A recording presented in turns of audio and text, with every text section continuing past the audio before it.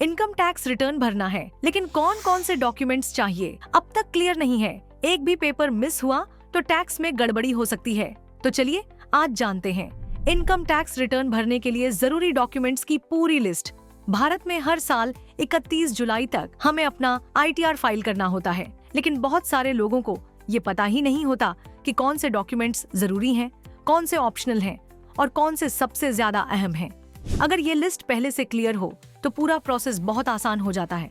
तो चलिए अब हम एक एक करके सभी जरूरी डॉक्यूमेंट्स देख लेते हैं। इनकम से जुड़े डॉक्यूमेंट्स। फॉर्म 16, अगर आप सैलरीड हैं तो ये डॉक्यूमेंट बैंक से भी ज्यादा अहम है। फॉर्म 16A, 16B, 16C, अगर बैंक FD, प्रॉपर्टी या किराए पर TDS काटा गया है तो ये फॉर्म्स लगते हैं। सैलरी स्लिप्स, कभी कभी फॉर्म 16 ना होने पर ये काम आते हैं। बैंक स्टेटमेंट्स, पासबुक, ब्याज इनकम दिखाने के लिए। कैपिटल गेन स्टेटमेंट, अगर शेयर या म्यूचुअल फंड बेचकर मुनाफा कमाया है तो ये जरूरी है। डिडक्शन के लिए जरूरी डॉक्यूमेंट्स।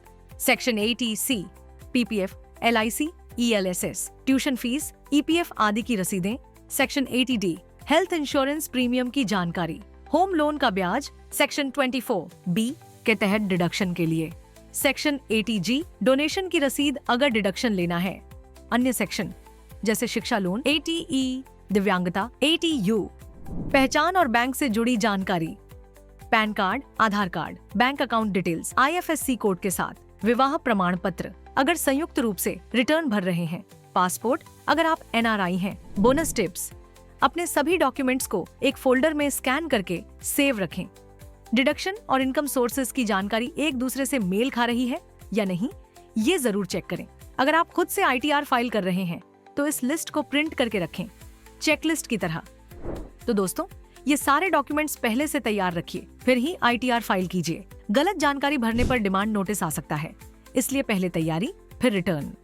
अगर आपको वीडियो पसंद आए तो लाइक, शेयर और सब्सक्राइब करना ना भूलें।